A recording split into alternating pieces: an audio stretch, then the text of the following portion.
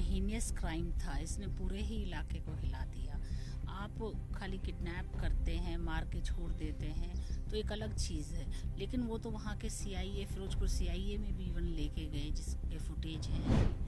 अगर वो अंतर्यामी हैं, हम तो अंतर्यामी हैं नहीं कि हमें पता चल जाए वहाँ पे क्या होने वाला है और उसको पहले रोक दिया जाए। हाँ, खबर मिलती और तब हमारी सरकार ना रोके तब हम ये नाकामी मानते। उनको वो अगर अंतर्यामी है तो इसमें हेल्प करें हमारी। 5 लाख रुपए एक और हैं जो उनको सरकारी उससे मिलेंगे, और भेदभाव की बात ऐसा कुछ नहीं है। 5 लाख मैं अपनी तरफ से दे रही हूँ। हाँ, तो ये हो गए 20 लाख, और 50 हजार साजिद प्रधान जी अपनी पंचायत समिति से दे रहे हैं। 15 फरवरी को भरतपुर के 2 लड़कों को किडनैप कर हरियाणा में ले जाया गया और वहां उनको कथित रूप से जलाकर मार दिया गया।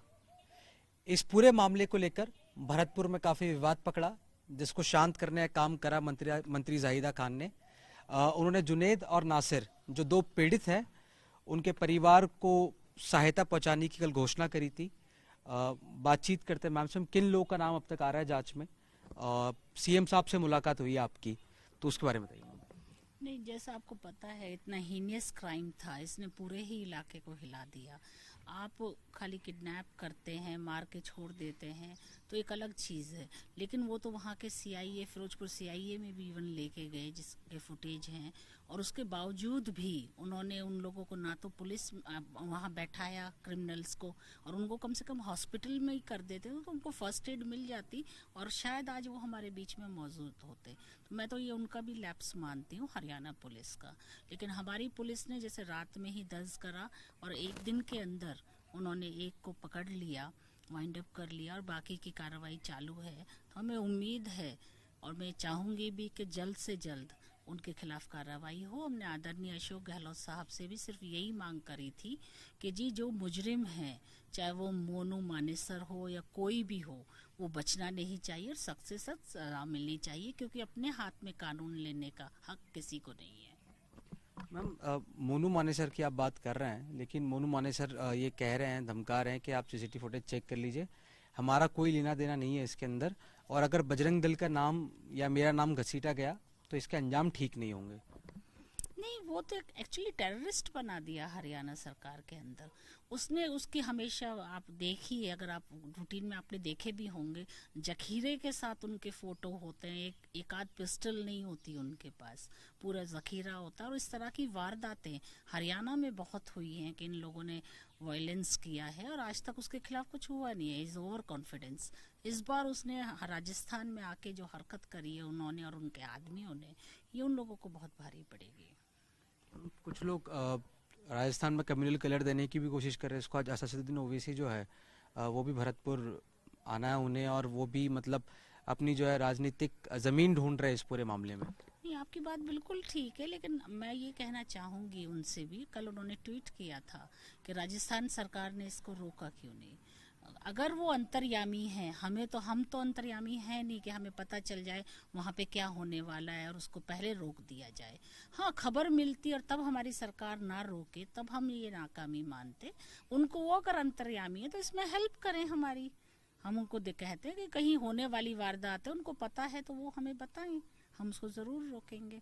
और इसको कम्युनल रंग नहीं देना चाहिए। हमारी जो हारमोनी है उसको बीजेपी हमेशा खराब करना चाहती है, लेकिन हम ऐसा नहीं होने देंगे। आप देख सकते हैं कि ब्रज मेवात के अंदर जो भाईचारा है वो पहले भी कायम था और इंशाल्लाह आगे भी कायम रहेगा। आप देख सकते हैं आज के डेलीगेशन में सिर्फ मेव और मुसलमान ही नहीं आए हैं, अपने हिंदू भाई भी आए हैं। ये वहाँ के राम मोहन जी आके, सिर्फ 23 वोटें हैं इनके समाज की, लेकिन इनको मेव हमेशा सरपंच बनाते हैं 50 साल से। तो ये एक अपने भरती पहलवान जी हैं, ये गुर्जर हैं, ये पड़ोस की पंचायत से हैं जिसमें 50% से ज़्यादा मुसलमान हैं। ऐसा कुछ नहीं है। मेवात, कम से कम ये मैं कह देना चाहती हूँ इन ताकतों से कि ये ब्रज मेवात की जो एकता है, अखंडता है, उसको नहीं तोड़ पाएंगे। एक सच्चाई ये भी सामने आती है कि जुनैद के खिलाफ 5 मुकदमे राजस्थान पुलिस ने दर्ज कर रखे थे, इनाम भी था उसके ऊपर।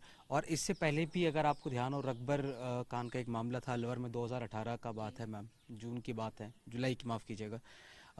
ऐसे कई मामले आते हैं जिसके अंदर जो मेव नौजवान हैं वो गौ तस्करी में या उनके उससे जुड़े हुए मामलों में अक्सर उनके नाम सामने आते रहे हैं, तो क्या अब शिक्षा कमी है, क्या कारण है कि मेव जो है वो गाय से जुड़े हुए मामले में मेवों का नाम जरूर आता है, और खास करके मेवात, क्योंकि आप उस क्षेत्र का प्रतिनिधित्व भी करती है, ऐसा क्यों है मैम? नहीं, ये बहुत अनफॉर्चुनेट है और मैं तो ये कहना चाहती हूँ अगर वो करते हैं तो ये गलत है, बिल्कुल नहीं करना चाहिए। और अगर उनके खिलाफ कोई केसेस हैं तो उनको पकड़ के या पुलिस उनको पकड़े और उनके खिलाफ कोर्ट में केस चले। इंसान को इंसान की जान लेने का हक हमारे कानून ने कम से कम नहीं दिया है। अगर उन्होंने कुछ गलत करा है तो कानून उनको सजा देगा। We are not protecting anybody.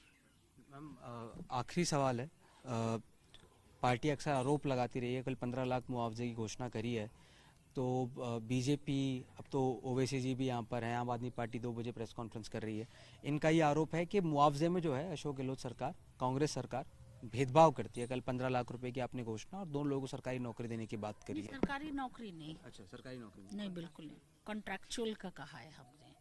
15 lakh रुपए? 15 लाख की बात यह है कि 10 लाख तो चिरंजीवी में है, जो कि पहले 5 थे और इस बार बजट में सीएम साहब ने 10 लाख करे हैं। 5 लाख रुपए एक और हैं जो उनको सरकारी उससे मिलेंगे। और भेदभाव की बात ऐसा कुछ नहीं है। 5 लाख मैं अपनी तरफ से दे रही हूँ। हाँ, तो ये हो गए 20 लाख और 50-50 हजार साजिद प्रधान जी अपनी पंचायत समिति से दे रहे हैं। और जो उनको इंदिरा आवास की बात है या आपके और भी कोई मदद की बात है, पढ़ाई खाद्य सुरक्षा में नाम की बात है, बच्चों की पढ़ाई की बात है आवासीय विद्यालयों में 12वीं तक, वो तो हमारी सरकार में वैसे भी निःशुल्क कर रखा है, तो उनको निःशुल्क देंगे, उसमें ड्रेस खाना सब आ जाता है, तो ऐसा कुछ नहीं है। मोनू मानेसर को क्या जल्दी राजस्थान पुलिस अरेस्ट करेगी? किस मामले में क्या आश्वासन पुलिस ने आपको दिया? नहीं, पुलिस से नहीं, मेरी सीएम साहब से ही बात हुई है और हमें पूरी उम्मीद है कि जल्द से जल्द इस पे कार्रवाई होगी। डेफिनेटली फैक्ट्स पे होगी, तो इसलिए इसमें थोड़ा सा टाइम हो सकता है, लेकिन होगी जरूर। तो ये मंत्री जाहिदा खान थी हमारे साथ में, इनका कहना है कि राजस्थान सरकार का किसी भी तरह का भेदभाव नहीं है और जल्दी जो इसमें आरोपी है उन पर कार्रवाई होगी। बहरहाल इस पूरे मामले पर ओवैसी की पार्टी भी अपनी राजनीतिक जमीन तलाशने की कोशिश कर रही है। कैमरा पर्सन मनीष कुमार के साथ जयपुर से